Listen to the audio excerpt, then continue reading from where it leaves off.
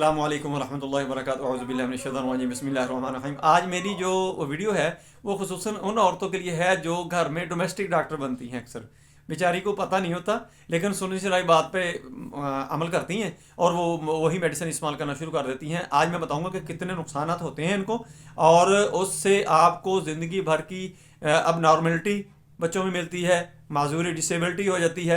आप सारी ज़िंदगी के लिए परेशान रहती हैं, आपको समझ भी नहीं आती ये क्या हमारे साथ हाथ हो गया, क्या हुआ है। लेकिन हमारी अपनी ही कुताही होती है कि जो घरेलू डॉक्टर हम बनते हैं ना, बातें सुने सुनाए ये फैशन बन जाता है कि मैं फलां मेडिसिन इस्तेमाल करती हूँ, फलां करती हूँ। ऐसे ही मसला बनता है। पूरी वीडियो देखें, आपको बहुत ज़्यादा फ़ायदा होगा। लेकिन अगर आप किसी को मेरी बात बुरी लगे, गुस्सा लगे, तो मैं पेशगी इसकी माजरत चाहता हूँ। मैं हूँ डॉक्टर हफ्ज़ अंजम। आप देख रहे हैं यूट्यूब चैनल। मेरा आज का जो मौजू है वो है women avoid medicine from women avoid medicine during pregnancy.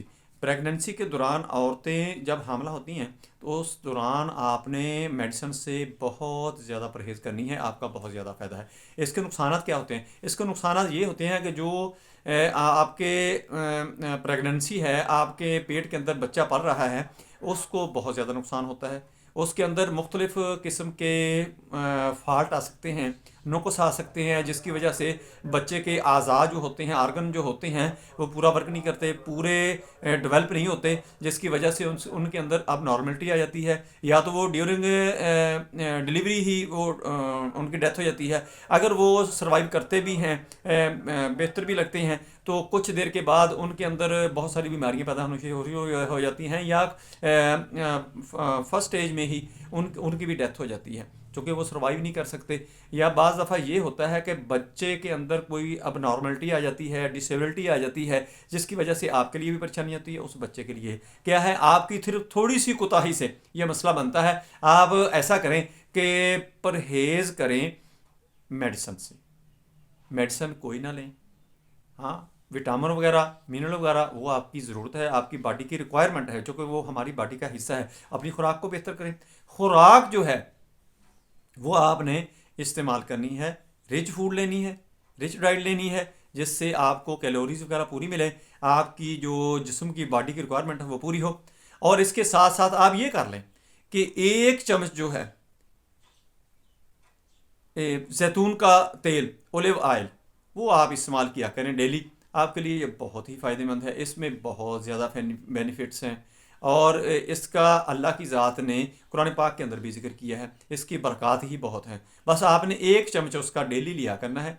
और खाने वाला वो भी आपने मालिश वाला नहीं लेना, एक मालिश वाला अलहदा होता है, और खाने वाला जो होता है वो अलहदा होता है। खाने वाला आपने लेना है, मालिश वाले के अंदर केमिकल होते हैं, वो फ़ायदे के बजाय नुकसान देना शुरू कर देते हैं। बस अपनी खुराक को अच्छा करें, मेडिसिन से परहेज़ करें, और जैतून का तेल 1 चम्मच डेली इस्तेमाल करना शुरू कर दें। आपका बच्चा भी सेहतमंद रहेगा, आप भी सेहतमंद रहेंगी इंशाल्लाह। और आने वाले वक्त में बच्चा, आपका जो मकसद होता है कि हमारे बच्चे हों, हमारे बाजू बने, हमारी जो आखिरी उम्र है, बुढ़ापा है, उसका सहारा बने, वो इंशाल्लाह ज़रूर बनेगी।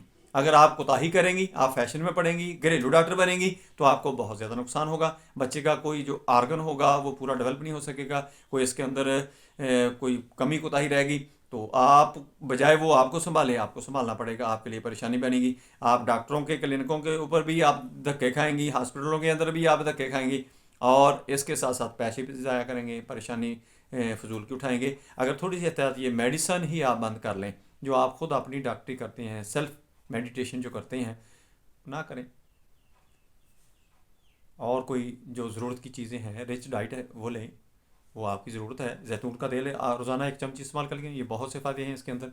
दोस्तों, मेरी वीडियो पसंद आए, इसको लाइक करें, दोस्तों रिश्तेदारों में शेयर करें, बेल आइकन को प्रेस करें, मेरे चैनल को सब्सक्राइब करें। अपना ख्याल रखें, stay connected, stay happy, stay healthy. अल्लाह हाफिज़। अस्सलामु अलैकुम वरहमतुल्लाहि वबरकातुहू।